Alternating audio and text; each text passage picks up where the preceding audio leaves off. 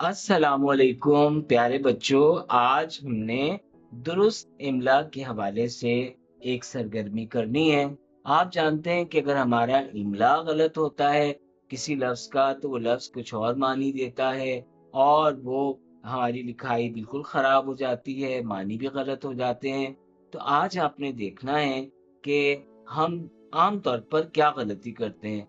जो हम आवाज़ हरूफ होते हैं जैसे ज़ाल, ज़े, ज़्वाद, ज़ोए हम उनमें गलती करते हैं। जैसे सीन, स्वाद, से इनमें गलती करते हैं।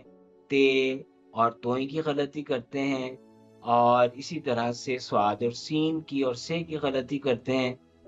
आइन और जो है वालिफ का भी तलफ़ुज़ एक जैसा ही लगता है सुनने में, तो हम ये गलतियाँ करते हैं।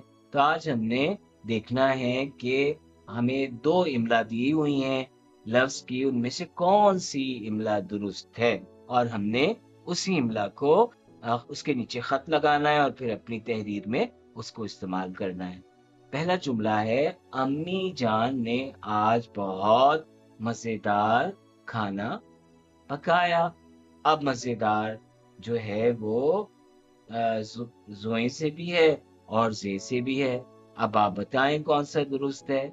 जी, बिल्कुल, मज़े ज़े के साथ। फिर सब ने सालन की बहुत तारीफ़ की, तो सालन स्वाद से या सीन से? दुरुस्त सीन से। तारीफ़ तोय से या ते से? ते से। खाने का मसाला बहुत मुनासिब था। अब मसाला की सही इमला ये है। ये अमूमन बच्चे गड़बड़ कर जाते हैं, बड़े भी कर जाते हैं। खाने का मसाला बहुत मुनासिब था।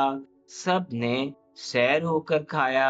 सीन से सैर यानी दिल भर कर खाया, अच्छी तरह खाया और खाना खाकर अल्लाह ताला का शुक्र अदा किया। अब अदा आइन से या अलिफ से? जी दुरुस्त, अलिफ से। तो प्यारे बच्चों, आप देखें कि अगर हम इन बातों का ख्याल रखें तो हमारा इमला दुरुस्त हो सकता है और हमें चाहिए कि हम दुरुस्त इमला का बहुत ख्याल रखें। आपकी किताब के सफ़ा नंबर 106 पर सवाल नंबर 8 में भी इसी तरह की सरगर्मी दी हुई है, जिसमें किसी भी लफ्ज़ के 2 इमला दिए हुए हैं। आपने उनमें से दुरुस्त इमला के नीचे इसी तरह खत लगाना है। उम्मीद है कि इंशाअल्लाह आप ये काम कर सकेंगे। अस्सलामु अलैकुम व रहमतुल्लाह।